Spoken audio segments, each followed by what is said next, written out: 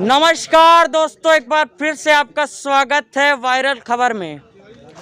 दोस्तों, सोचा न था ये मंजर कभी सामने आएगा। कुछ कर लीजिए योगी जी, वरना 14 नवंबर को शक्ति भवन पे जन सैलाब आएगा। जब शक्ति भवन पे जन सैलाब आएगा तो पूरे प्रदेश भर में अंधेरा छा जाएगा।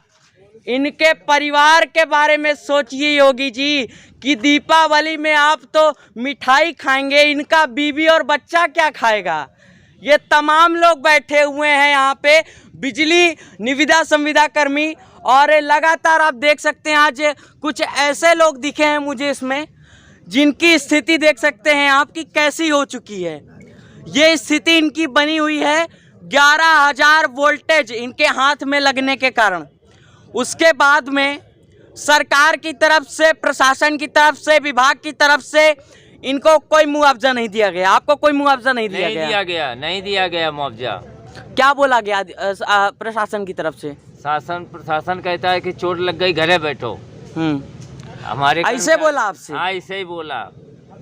तो आपने पूछा नहीं सर कि काम करने के लिए तो हम जो है कर्मचारी हैं, और ऐसे में क्या हम कर्मचारी नहीं है? जब कर्मचारी को कोई दिक्कत हो जाती है, परेशानी हो जाती है, तब वो कर्मचारी नहीं रह जाता। हमने लिखे सब जगह आदेश करवाए, मगर मेरी किसी ने न सुनी, न ठेकेदार ने, न अधिकारी, न कर्मचारी ने, किसी ने हमारी सुनी। चोट लग गई, कहीं घर बैठो, जब ठीक हो जाओगे तब तुम्हारी नौकरी लगेगी, तभी पैसा मिलेगा। आपको दिखा दूं इनके घाव कितने गहरे हैं। आप जरा हाथ दिखाइए अपना पूरा।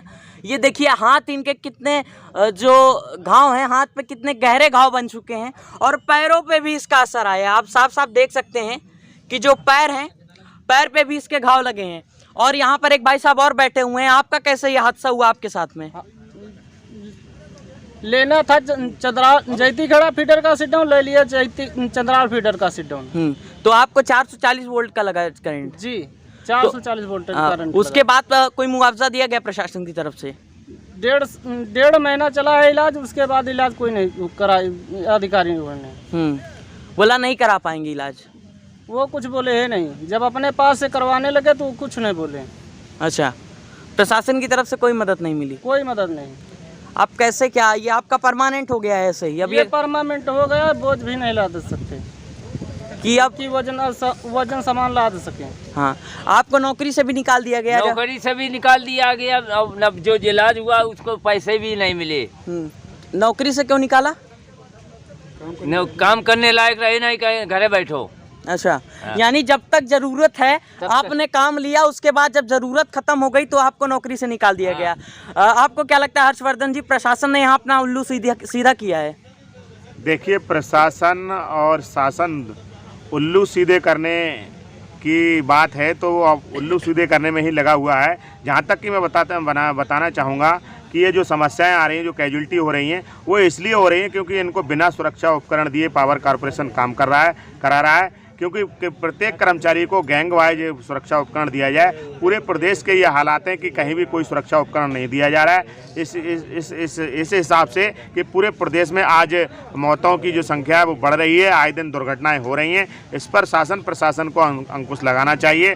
और दूसरी बात मैं ये बताना चाहूँगा, आज वायरल खबर के माध्यम से आप लोगों का बहुत बहुत धन्यवाद, आप लोग हमारे बीच में पहुँचे, वायरल खबर के लोग। तो दूसरा ये कि आज हम लोगों का ये धरना प्रदर्शन का प्रोटेस्ट का 44वां दिन है। 44वें दिन भी आज ये धरना प्रदर्शन जारी है। और 44वें दिन धरना प्रदर्शन का हम लोगों का जो कार्यक्रम था, पूर्व नोटिस के तहत आदरणीय ऊर्जा मंत्री जो हैं उनके आवास पर धरना प्रदर्शन का कार्यक्रम लखनऊ में था, और वहीं आज मथुरा में भी उनके आवास पर धरना प्रदर्शन का कार्यक्रम था। दोनों जगह धरना प्रदर्शन का कार्यक्रम देख करके दोनों जगह के प्रशासन इतना हड़बड़ा गया, और उन लोगों ने हम लोगों के इस आवाज़ को, धरना प्रदर्शन को दबाने का प्रयास किया। उन्होंने ये सोचा, ये रणनीति बनाई कि आज जो पावर कॉरपोरेशन के विद्युत ठेका मजदूरी जो कर्मचारी हैं वो दोनों जगह मंत्री जी के आवास पर धरना प्रदर्शन ना कर सके। इस सोची समझी रणनीति के तहत, साजिश के तहत हम लोगों को अध्यक्ष पावर कॉरपोरेशन के यहाँ वार्ता के लिए बुलवाया गया और वार्ता की गई। ये दूसरे दौर की वार्ता थी। इससे पहले 9 सितंबर 2021 के लिए हम लोगों की अध्यक्ष पावर कॉरपोरेशन से वार्ता हो चुकी थी। उसमें ये कहा गया था कि आप लोगों कि जो मांगे हैं उनको लेकर के परीक्षण कराया जाएगा। और परीक्षण की बात कह करके हम लोगों को आश्वस्त किया गया था। हम लोगों ने भी कहा कि जब तक कि हम लोगों की मांगें पूरी नहीं हो जाती हम लोग आंदोलन जारी रखेंगे। और आज ये दूसरी दौर की वार्ता अध्यक्ष पावर कारपोरेशन से चली और हम लोगों ने मांग पत्र के अनुसार, जो हमारा मांग पत्र है उसके अनुसार हमने जो मांगे रखी, उन पर भी उन्होंने आज फिर हम लोगों को एक आश्वासन दिया, लॉलीपॉप देने का काम किया कि आप लोगों को हम परीक्षण करा करके जो भी समस्या है उनका हल कराने का काम करेंगे। हमने कहा कि मान्यवर आज 4.5 साल से ज़्यादा हो जा रहा है परीक्षण कराते कराते, आप कब तक परीक्षण कराएंगे। हमने कहा कि आप लोगों को संगठन में ने भी मन बना लिया है कि जब तक पावर कारपोरेशन को, सरकार को परीक्षण कराना है परीक्षण कराए।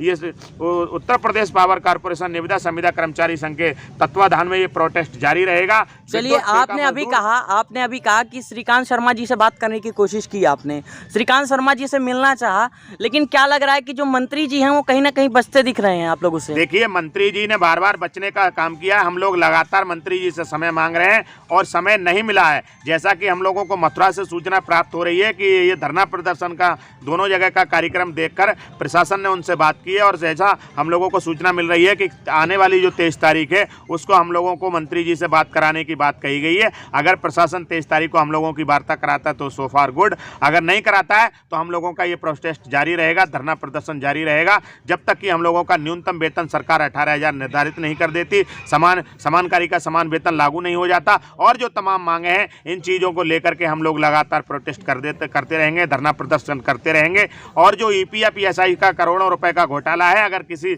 बाहरी एजेंसी से जांच करा ली जाए तो ये बिजली विभाग का प्रदेश का सबसे बड़ा घोटाला होगा। और दूसरा, जो आए दिन हम लोगों की जो मौतें हो रही हैं इन पर अंकुश लगना चाहिए और जो हम लोगों के साथ दोहरी नीति अपनाई जा रही है, पावर कारपोरेशन जो अपना रहा है, इसको भी खत्म किया जाए। एक्स सर्विस मैनों का जो 24,000 का एग्रीमेंट किया जा रहा है उनका 24,000 हो रहा है, अच्छी बात है, लेकिन हम लोगों की नरेगा की मजदूरों से मजदूरी कम है, उसको हटा करके हम लोगों का 18,000 वेतन किया जाए। ये हम लोगों की सरकार से मांगे, इसके लिए हम लगातार प्रोटेस्ट कर रहे हैं, करते रहेंगे और लगातार धरना प्रदर्शन जारी रहेगा जब तक कि पावर कारपोरेशन को परीक्षण कराना है करा ले। और आने वाले 2022 के चुनाव से पहले समय रहते हुए ये भारतीय जनता पार्टी की सरकार, वर्तमान उत्तर प्रदेश के मुख्यमंत्री आदरणीय योगी आदित्यनाथ जी ने समय रहते हुए नहीं हम लोगों के बारे में नहीं सोचा, तो आने वाले 2022 के चुनाव से पहले हम लोग आचार संहिता लगने से पहले तक प्रोटेस्ट करते रहेंगे और आने वाले 2022 के चुनाव में हम लोग उनको वोट की चोट करके उनको जवाब देने का काम करेंगे। चलिए, ठीक है, इन्होंने कहा है कि आने वाले चुनाव में प्रशासन को वोट की चोट दे करके इसका जवाब देंगे। पिछले 44 दिनों से आप लोग लगातार जो है गांधीगिरी का रास्ता अपना रहे हैं, चाहे वो असहयोग आंदोलन हो, चाहे वो धरने में बैठना हो। पिछले 44 दिन से आप लोग लगातार धरने में बैठ रहे हैं, लेकिन प्रशासन की तरफ से कोई पॉजिटिव रवैया नहीं रहा है अभी तक की। ऐसे में आप आगे क्या कर सकते हैं खाली जी? देखिए, अभी तक की तो हमें पावर कारपोरेशन और सरकार ने दोनों ने धोखा दिया, दोनों की मिली भगत है। इन लोगों ने सिर्फ हम लोगों को लॉलीपॉप देने का काम किया और सरकार को मैंने घड़ी घड़ी समझाया, बार बार समझाया है कि लॉलीपॉप से काम नहीं चलेगा। अब मेरा जो कदम है वो आर पार का है, अब आर पार हमारी लड़ाई रहेगी और जब तक कि मैं आंदोलन करता रहूँगा, जब तक कि मेरी मांग पूरी नहीं हो जाएगी, चाहे मुझे श्रीकांत शर्मा का गिराव करना पड़े या बाबा जी योगी आदित्यनाथ का गिराव करना पड़े, मगर मेरी आवाज़ जब तक कि मुझे मांगे मेरी पूरी नहीं हो जाएंगी, जब तक कि मैं पीछे नहीं हटूंगा। अच्छा, तो आपने तय कर लिया है कि अब पीछे नहीं हटेंगे। यहाँ पे और कुछ लोग मौजूद हैं, आइए बाबा जी से बात करते हैं। बाबा जी, सुनने में आ रहा है आपने डायरेक्टर साहब को धो दिया है।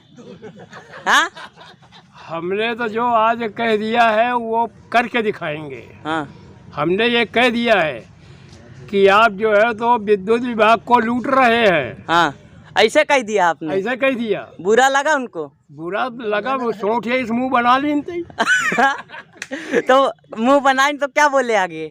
बोले कुछ नहीं बोले। हाँ। हमने कहा कि आप जो है यानी इतना फैक्ट्रियों का घाटा कर रहे हैं, फैक्ट्री वाले भी रो रहे हैं और इधर पावर कारपोरेशन के पास पैसा भी नहीं जा रहा है। आप पावर कारपोरेशन को भी लूट रहे हैं और आज जो है तो यानी रोज़ रोज़ हड़ताल और धरना प्रदर्शन करा करके जो है यानी पब्लिक को भी परेशान कर रहे हैं। ये सब बातें छोड़ दो, अन्यथा की स्थिति में जो है तो एक दिन सभी कर्मचारी, जितना कर्मचारी है प्रदेश के अंदर, संविदा कर्मचारी है, वो अगर बैठ गया तो आपको जो है तो खम्भों में और उसमें चढ़ना पड़ेगा और यही काम करना पड़ेगा। मंत्री जी जो समय नहीं दे रहे हैं उसको लेकर के कोई बात हुई उनसे? मंत्री बात यानी इतना हमें मौका नहीं मिला बात करने का। आगे जब कोई टाइम मिलेगा अच्छा तो फिर उनके फिर खूंटा उछलूंगा। गिनती का समय दिया है, गिनती का समय दिया है। और कुछ लोग हैं यहाँ पे मौजूद हैं। ये बताइए आपको भी नुकसान हुआ है बिजली के खंभे पे चढ़ने के कारण? वो कैसे हुआ है आप बताइए जरा। सर मैं सोमेश पांडे इलाहाबाद से आया हूँ सर। हमारा पैर ट्रांसफार्मर चढ़ाते समय पैर हमारा टूट गया सर। विभाग के जेई एसडीओ साहब हमसे काम कराए और खंभे से किसी कारणवश सड़क के पैर हमारा टूट गया सर। 1,67,000 रुपया मैंने अपने पैर में लगाया।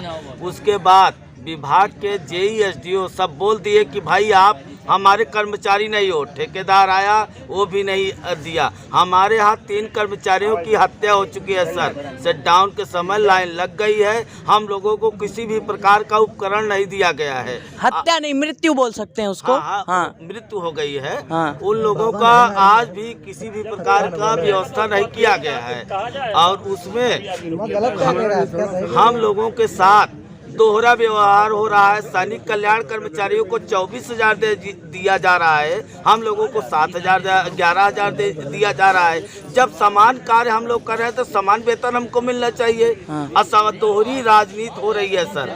यदि 2022 के चलते योगी सरकार इस पर सुधार नहीं करती है तो हम लोग 1,80,000 संविदा कर्मचारी इसका विरोध करेंगे और इनको 2022 के चुनाव में दिखा देंगे। जो हम पर शासन करेगा वो अगर यदि हमारी मांग नहीं पूरी करेगा तो उसका हम विरोध करते हैं। बस आपने अपने जेब से पैसे लगाए हैं इसमें पूरा? हम अपने जेब से पैसा लगा के दवा कराए। आज तक विभाग से 1 रुपया नहीं मिला। 1 रुपया नहीं दिया विभाग वालों ने। तो ये देखिए, विभाग वाले जो होते हैं जब उनको काम चाहिए होता है तो उनको एक स्वस्थ कर्मचारी चाहिए, अच्छा कर्मचारी चाहिए। लेकिन वही कर्मचारी जब विभाग के कार्य करते करते और उसको नुकसान हो जाता है या वो कर्मचारी मृत्यु को प्राप्त हो जाता है तो विभाग की तरफ से, प्रशासन की तरफ से मुआवजे के रूप में उसको कुछ नहीं दिया जाता है। इसका एक जीता जागता उदाहरण आपके सामने इस समय बैठे हुए भाई साहब ये इलाहाबाद से हैं और इनका 1,37,000 रुपये इलाज में लग चुका है पैर की हड्डी टूटने के कारण। लेकिन 1 रुपया प्रशासन की तरफ से, विभाग की तरफ से इनको नहीं मिला इलाज करवाने के लिए। तो ये किस तरह का रवैया है प्रशासन का? ये आपको कुछ दिया था प्रशासन ने? 1 रुपया?